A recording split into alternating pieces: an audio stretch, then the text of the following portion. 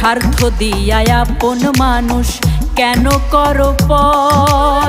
দুঃখ দিয়া ভাঙ্গো কেন সুখেরই ঘর?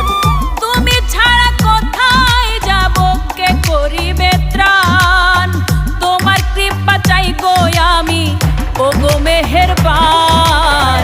এক নিমিষে করতে পারো দুঃখ অবসান দয়াল, এক নিমিষে করতে পারো দুঃখ অবসান।